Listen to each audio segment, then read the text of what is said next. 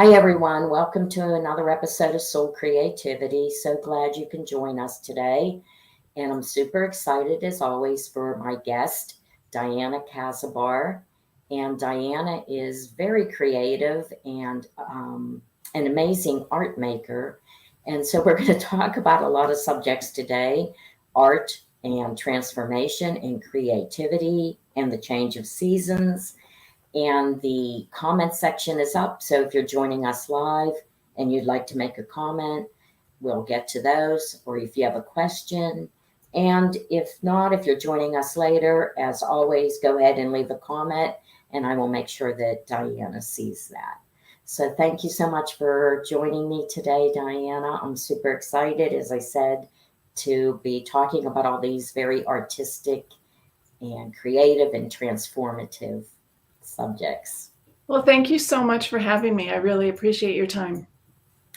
As I mentioned at the beginning, and I did put the link to your website under the video if anyone is looking for it, because on your website you can actually see some of your art making. So you're a metalsmith, you make jewelry, you work with the energetic arts, do martial arts.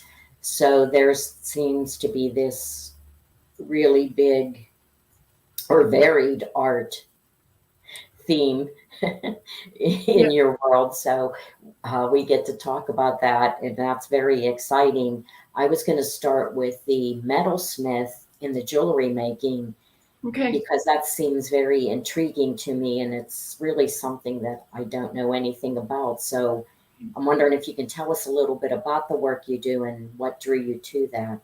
Okay. Well, first of all, you said what I do seems varied, but it's all connected. Mm-hmm. It is all so connected, and it's just the way I'm expressing it that may seem different, but it's really just everything's there. Mm-hmm. But about my my metal work,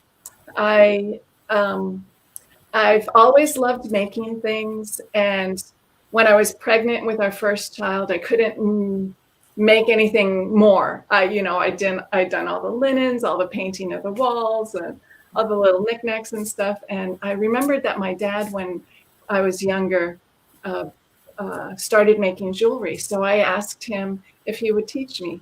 So he did. And I went to my first class while I was still pregnant, and actually went into labor at that time. I know exactly how long I've been smithing based on how old our oldest son is.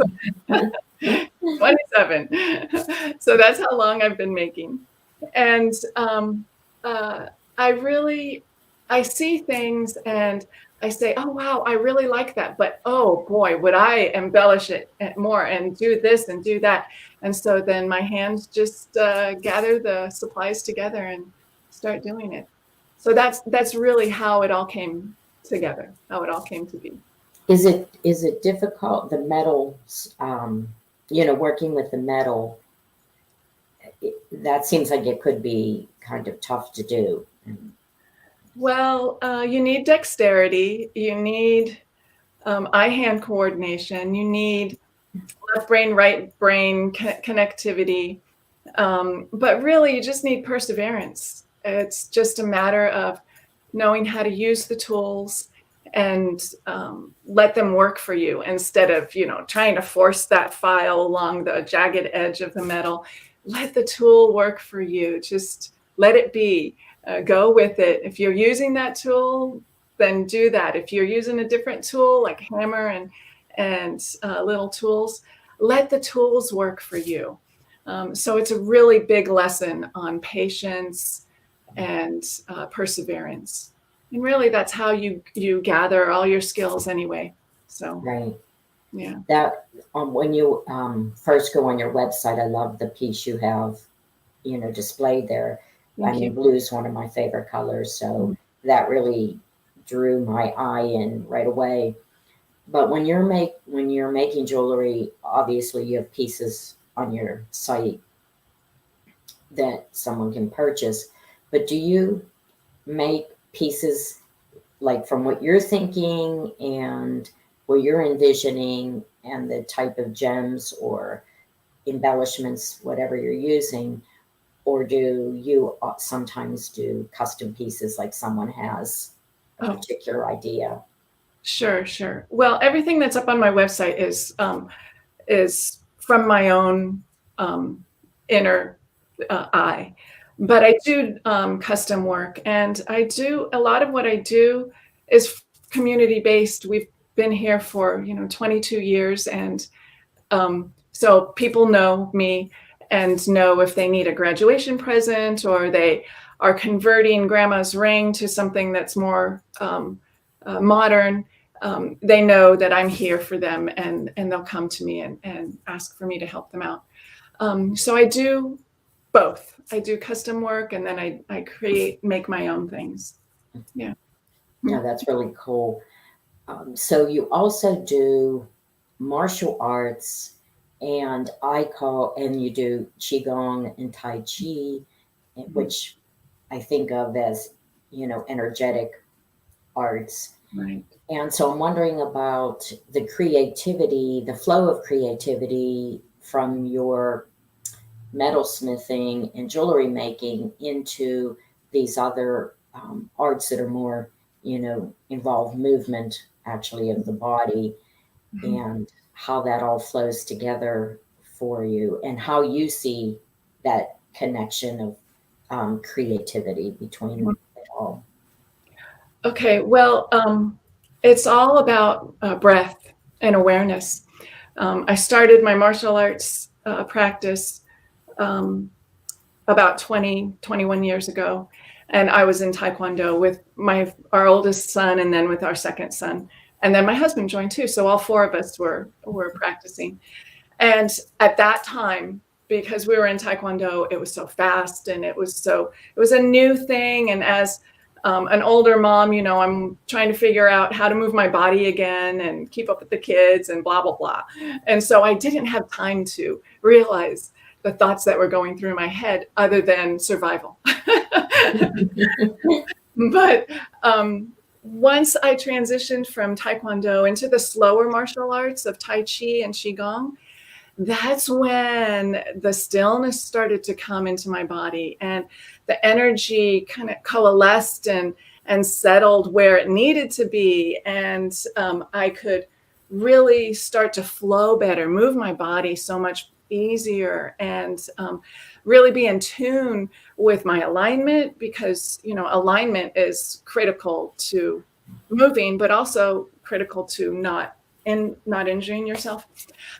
So once I started that slower martial art, I really started to realize how it was affecting my work. Woo!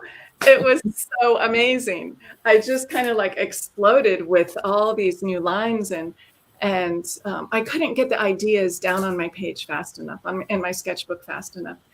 And when I became aware of what was happening, that it was totally related to this slower movement, that's when I began to harness the meditative aspect of it.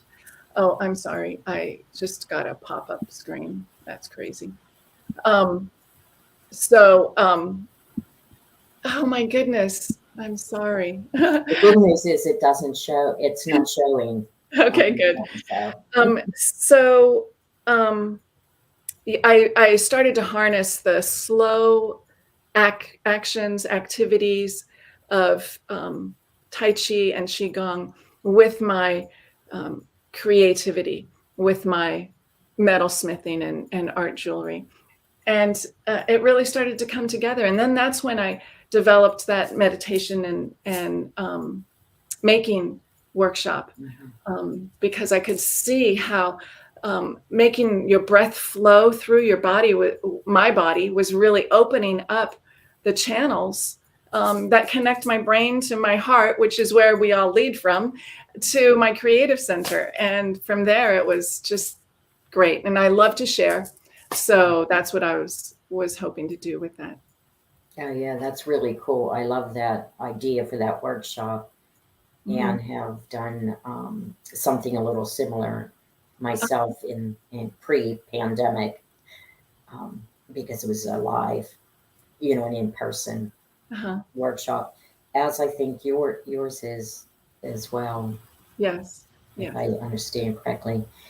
When we were talking before, I know that you have taught women and girls self-defense.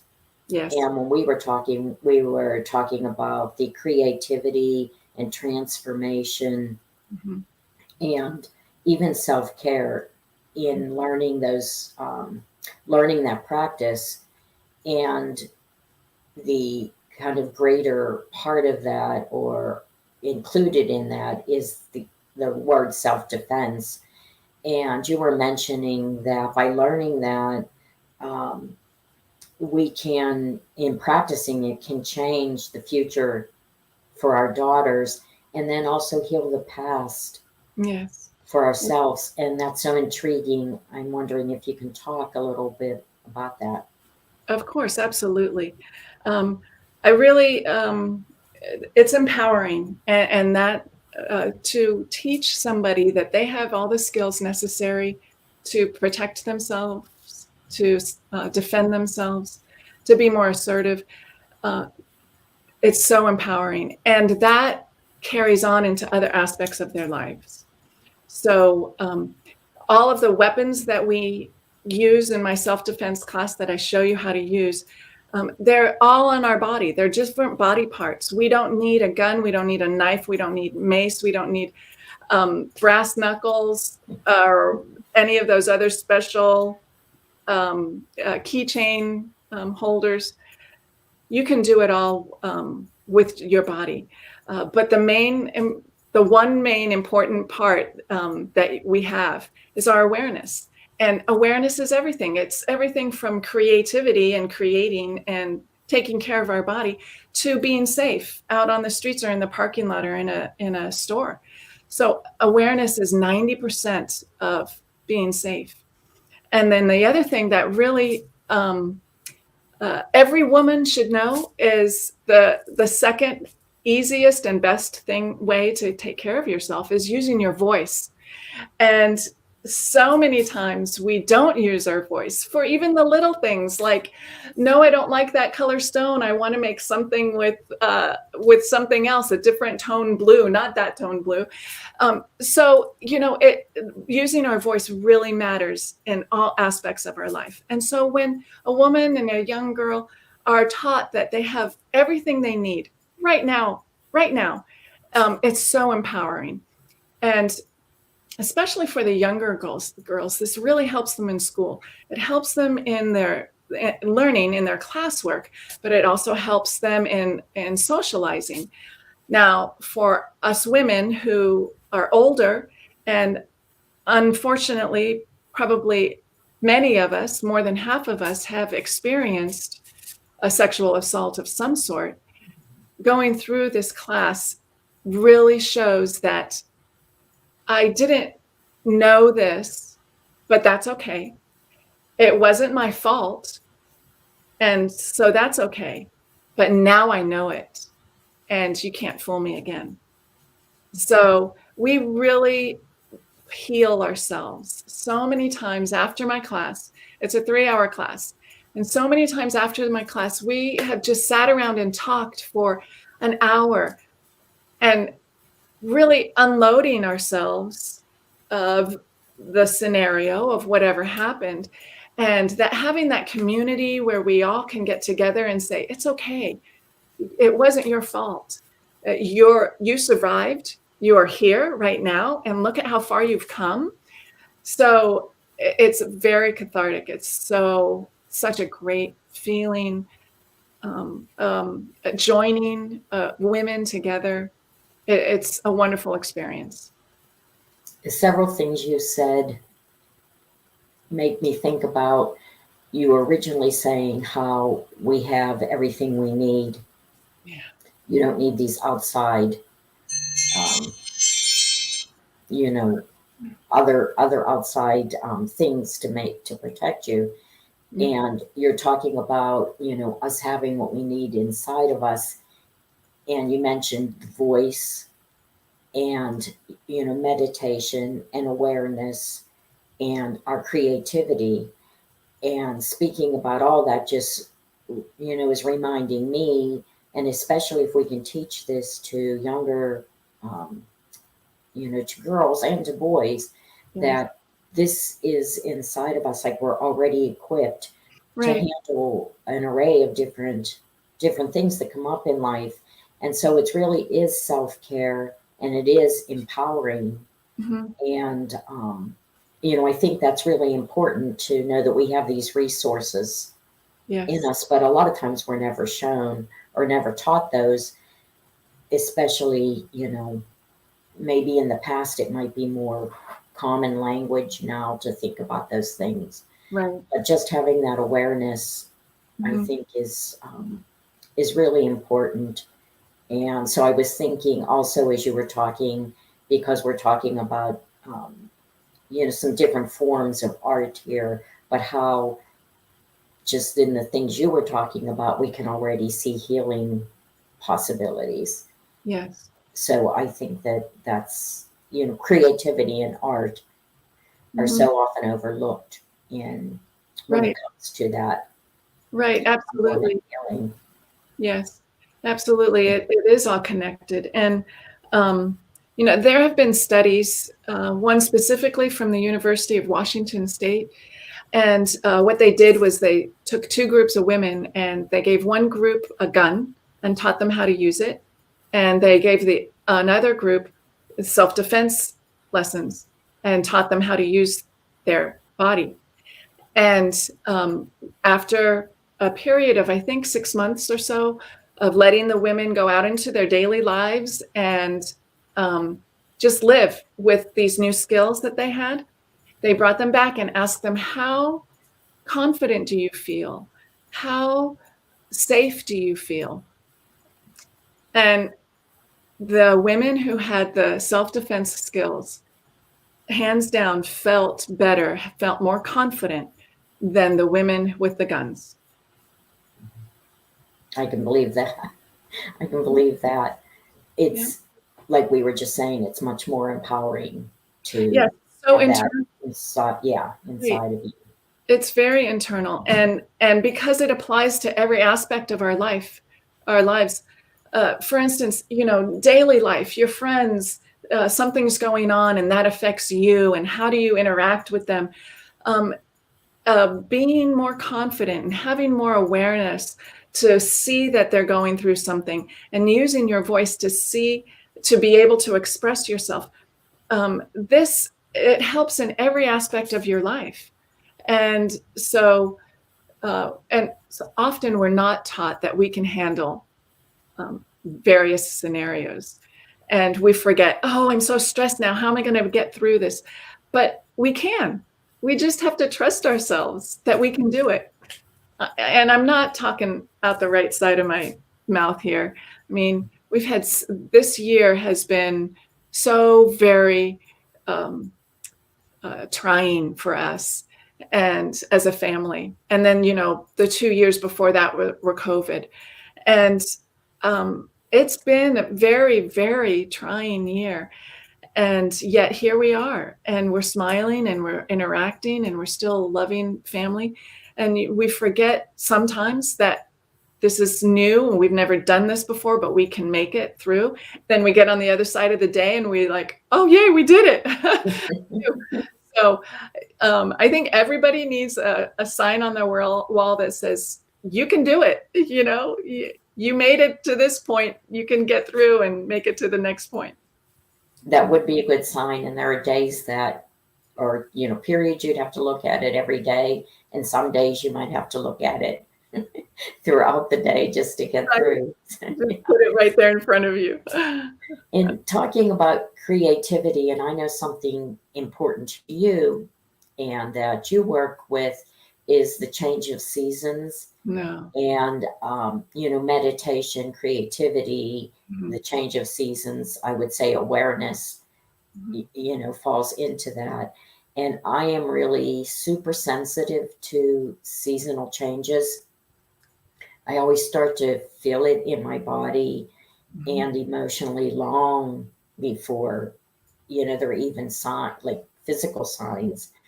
And I'm sure that's true for some other, highly sensitive people. But I'm wondering your thoughts on the change of season and the transformation, creativity, meditation, everything that goes into that. Sure. Well, I've always been an outdoors girl. And so going outside to take my daily walks and clear my head and try to find a moment of inspiration was common practice for me. But when I started studying Qigong, I realized that, well, it's a nature-based martial art. And I realized that they actually have a calendar that they break up every 2 weeks. And and they have Qigong movements that go along with this based on the what we are seeing in those 2 weeks. So, they've gone back thousands of years to thousands of years and documented what they've seen in China every 2 weeks. So here I am in North Texas, North America, and in 2022, 2021, and it dawns on me that a lot of what they see is what I see, but also what they're talking about, I can very easily translate it into my creativity and apply it to my creativity. So what I have done is I have used their calendar and I have said, tell yourself, Diana, what is it that you see and how can you apply that to your creative meditation? So now people meditate or they don't, but when they meditate, usually they're meditating to relieve their stress or to get some clarity on a family issue or just to calm their mind. Okay, well, and that's fine. Everybody, I think, needs that. But I think specifically for creativity, we need to take a moment in the day and meditate just in our creativity. And when I apply these 2-week seasonal cues to what I'm seeing in the change of weather and in nature, when I apply it to my creativity, this thing that I want to come out and express, it is so easy for me to plan my year, to plan my making, to plan my planning, to plan my marketing and my networking, to plan my sales, and then to start to fold within myself and slow down some more and enjoy what we have right now. And then as we go on in the season, start to come in and start to review what I've done in the year. And then further into the season, as we get into more darkness, then really evaluate, what did I do? How can I make next year different? Do I want to? What do I see any new seeds to plant for my next year of creativity? So now it's a whole year process, and it starts in February with the Chinese New Year, because in the Chinese calendar, the beginning of the year is springtime, right? So my creative year starts in the spring in February and goes around all the way through the winter, which doesn't end until the end of January, beginning of February. So it's really a great way to work our whole making process and be more gentle with ourselves, more forgiving of ourselves when we feel, oh my gosh, why am I not making? Well, gosh, it's 120 degrees outside. Really, can you go out and make? No. Let yourself be. Calm down. You're not a machine. Just calm down. And that happens to be a great time of the year where, in terms of the Qigong seasonal calendar, they're saying, just calm. Find yourself a nice shady spot, drink some water, and just be still and enjoy it. And so then, you go through the rest of the year, and here we are in this beautiful, the autumn equinox just passed. and we're thinking, oh, it's so invigorating, it's not hot anymore, I should be making. But really, do you need to make? Why don't you just take a break and let your body enjoy this cool weather, what's happening now? There's lots of time to do that. In the days ahead, just be with this beauty and let this beauty feed you, feed your body, all the cells in your body, mostly your heart, because that's where I said it before, that's where we lead from. We lead from our heart. So follow me on Instagram. I do my seasonal cues to energize your muse every 2 weeks. And it starts in February if you want to wait and start with me in February, or just join the bandwagon now and get on. So I can see how even your planning and your making, it changes with each season. Yes, and You each know, like you were just talking about the heat. You're yes, not going to go out in that type of heat. But then in the fall, I'm not sure, the difference between where you are and in the Northeast where I'm at, the seasons are really noticeable when they change. mhm, And fall, it's just so beautiful. yes, And especially if you have like a long stretch of that really yes, pretty vibrant yes, weather with all the colors, and yes, it's so artistic. I mean, you just have to go outside and take a walk, and you just see all that beauty and art right out your door. So yes. Let nature help guide you, and then meditate on that.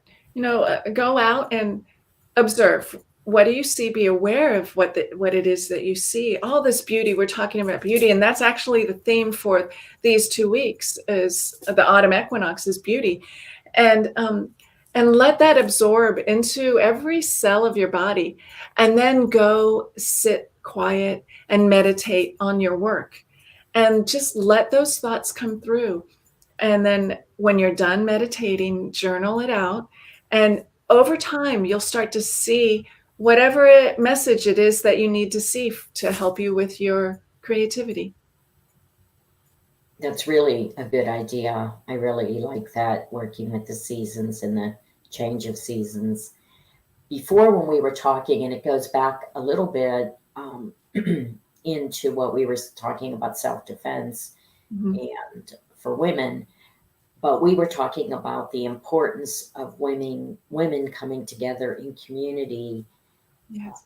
and actually,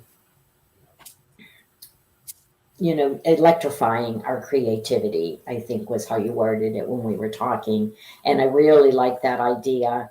And so I thought that would be a good note to kind of wrap up on, Mhm. as we get near the end of our session, because I'd like to kind of leave that in Sure. everyone's mind.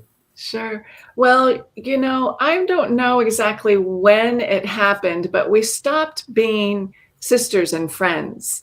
And we started competing with each other, women. And really, there's no reason to. We all go through the same thing.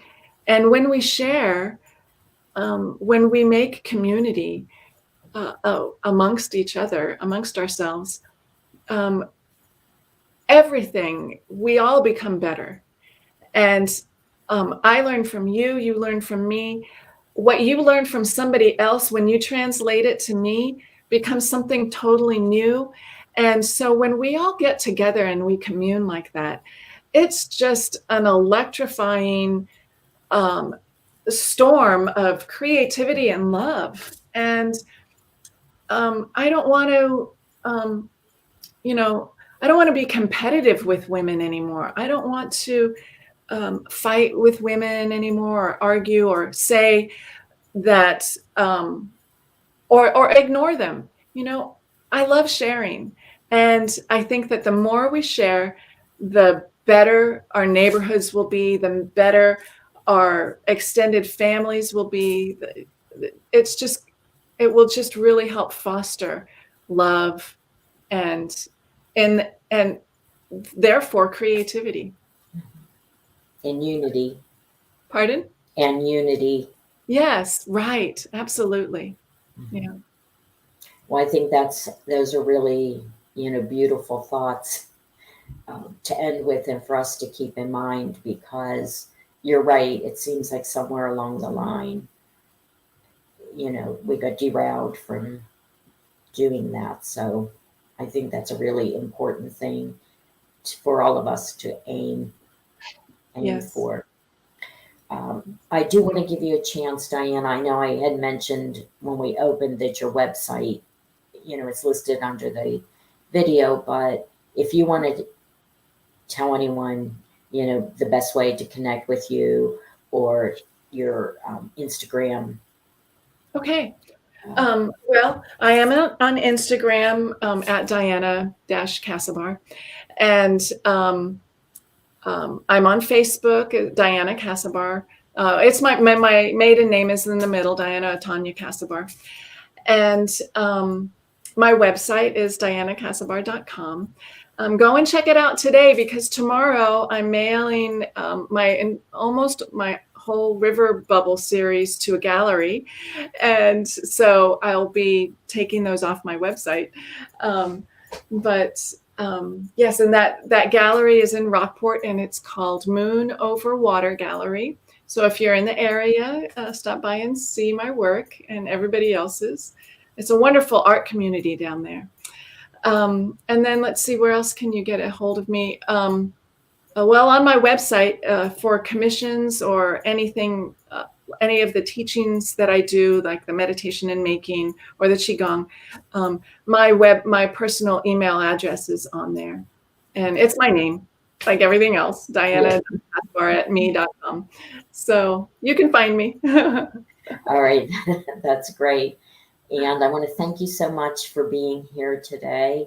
And hopefully you'll be able to come back again and Oh, thank you. talk Thank you to so us. much for today. Maybe It when was we much fun. are changing season, Yes. changing seasons again, that would be a good time. Yes. And so I hope that some of the listeners reach out to you. Definitely check out Diana's work and her Instagram page, where there's some very interesting things going on there too. Hmm. So thank you, everyone.